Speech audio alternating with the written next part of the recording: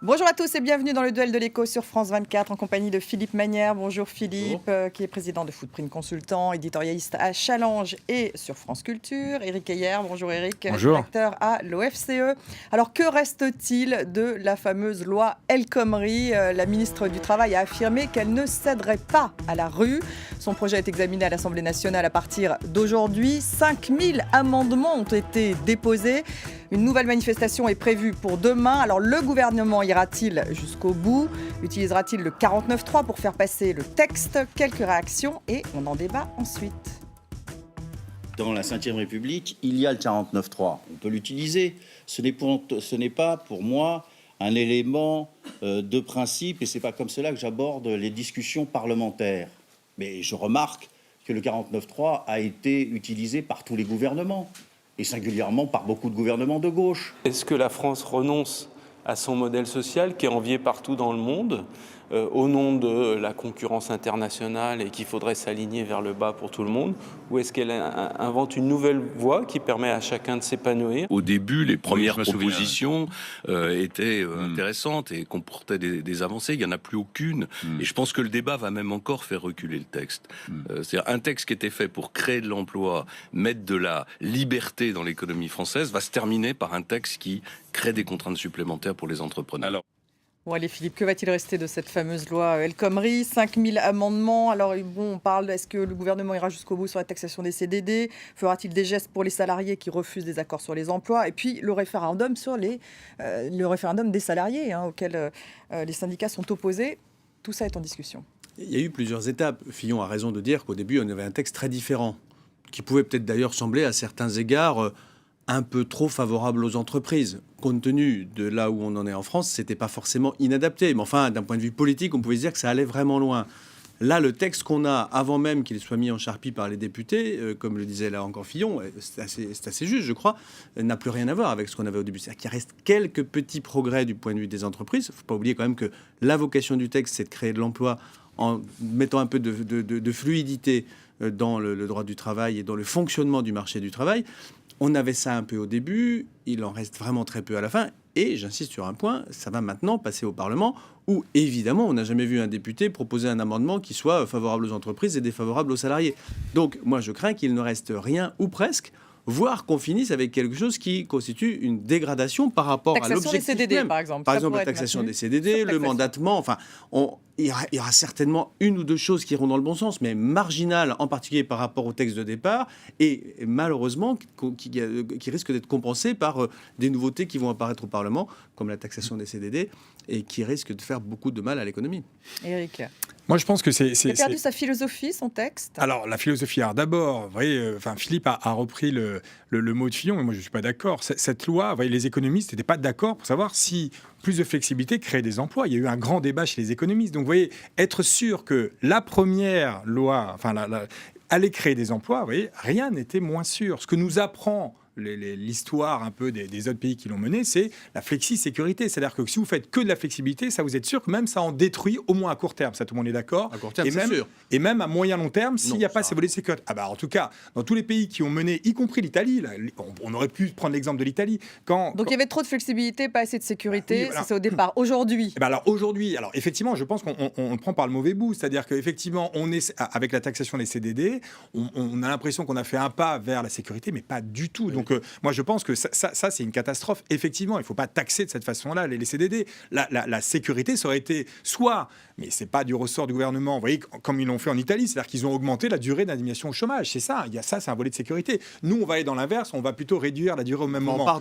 On part d'une durée très élevée en France. Mais c'est l'idée qu'il faut donner plus de sécurité dans un pays qui est déjà pratiquement au taquet de la sécurité possible. Il faut le faire équilibrer à partir d'un point de départ. Alors ensuite, on voit bien que c'était sur le CPA, sur le compte personnel d'activité, où il aurait fallu que ce ne soit pas qu'une coquille vide, il aurait fallu mettre des éléments à l'intérieur. Et donc ça, ils en ont ajouté, justement. Oui, mais très, très faiblement. Donc moi, je pense qu'on aurait pu imaginons garder le volet flexibilité, mais seulement mettre un énorme, en tout cas un peu plus aller vers la sécurité pour que ça soit un peu plus équilibré. Là, l'équilibre qui a été trouvé n'est pas le bon, parce que moi je suis assez d'accord avec ce qu'a dit Philippe sur la taxation, c'est mauvais équilibre et pourtant donc manifestation dans les rues.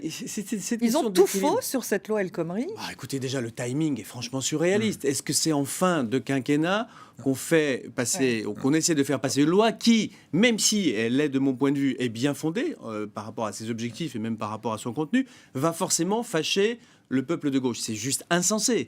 C'est juste insensé. Donc, ce qui est incompréhensible, timing, mauvaise communication. Moi, je suis obligé de postuler des choses surréalistes, mais il ne faut quand même pas oublier qu'on a affaire à des politiques. C'est-à-dire qu'il est possible que ce texte ait été introduit dans l'espoir qu'il y ait un 49.3 et peut-être même une chute du gouvernement. Il y aura probablement un jeu politique. 49.3. Mais du point de vue social, tout ça, pour ça, à ce moment-là, c'est juste incompréhensible. 49.3, a priori, il y a une obligation du 49.3. C'est-à-dire que globalement, soit ce type de mesure, vous êtes élu sur ce programme-là et auquel il cas manquerait une quarantaine de voix pour l'instant. Oui, mais là, ils ne peuvent pas ne rien faire et ils ne peuvent pas avoir de majorité non plus. Donc, effectivement, moi, je pense qu'ils auraient dû... Enfin, c'est toujours pareil, hein, c'est pas tellement la mesure en tant que telle, mais on n'a pas préparé le terrain à ce que cette mesure prenne. Et donc, du coup, ils sont pris dans un corner et seul le 49.3 permettrait de le faire passer en force. Et si on fait un 49.3, au moins qu'on mette dans le texte ce qu'il y avait plus ou moins au début, qu'on ne fasse pas un 49.3 pour avoir rien à l'arrivée.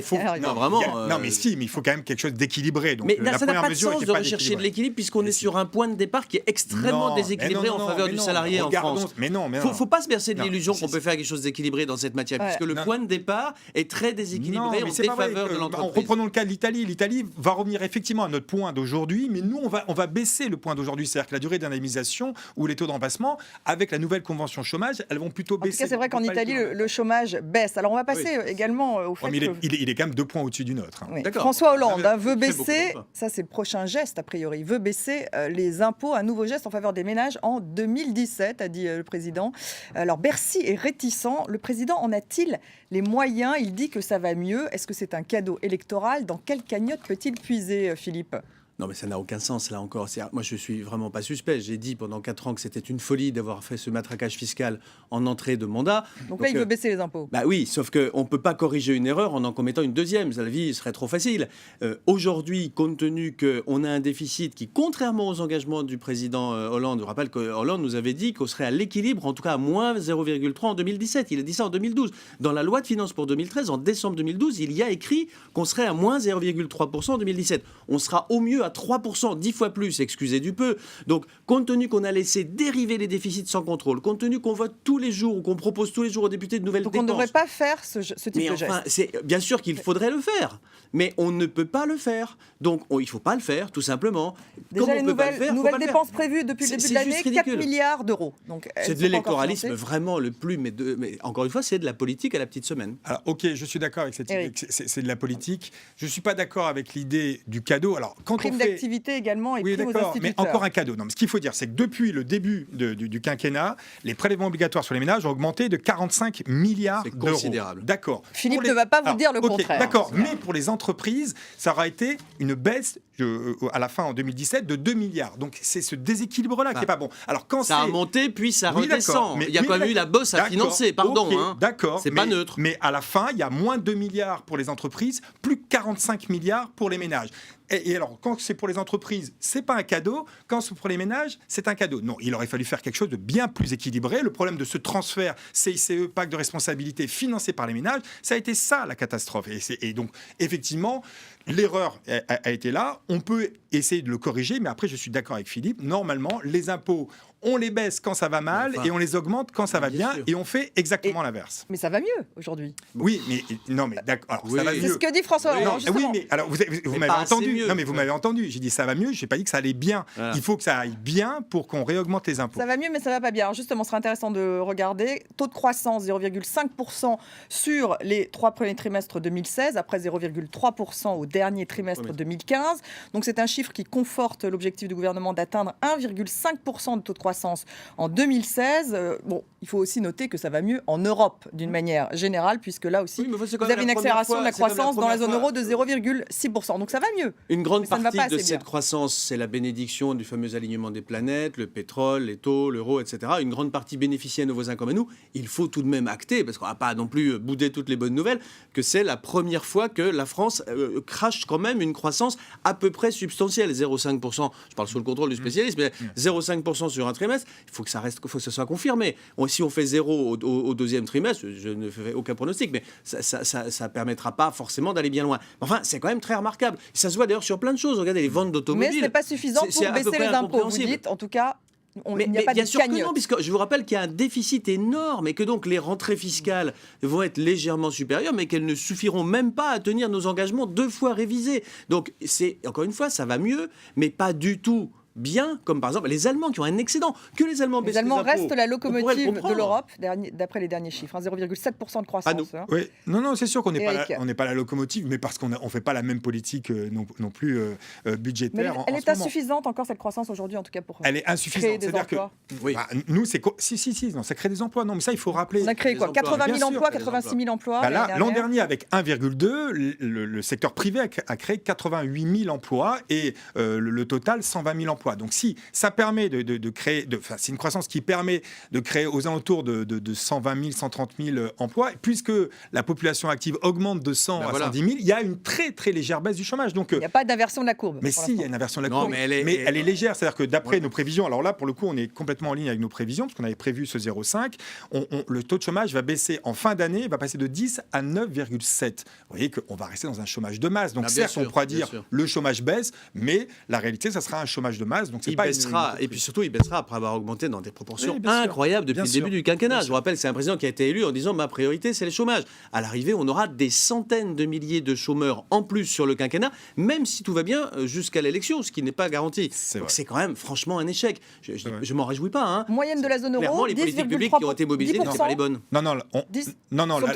la moyenne de la zone euro est à 11 et nous sommes à 10%. On est encore en dessous de la zone euro. Mais tout de même, la zone euro est divisée en deux. Vous avez l'Europe du Nord, l'Europe du Sud. Voilà, toute l'Europe du Sud, les Italiens, les Espagnols, les Portugais sont tous au-dessus. Et vous avez l'Allemagne. Oui, mais les Espagnols et les Italiens créent des emplois dans des proportions considérables. Donc ils ont été plus bas que nous, mais ça remonte bien. Merci à tous les deux. Merci à tous les deux. Merci à vous de nous avoir suivis. Restez avec nous sur France 24.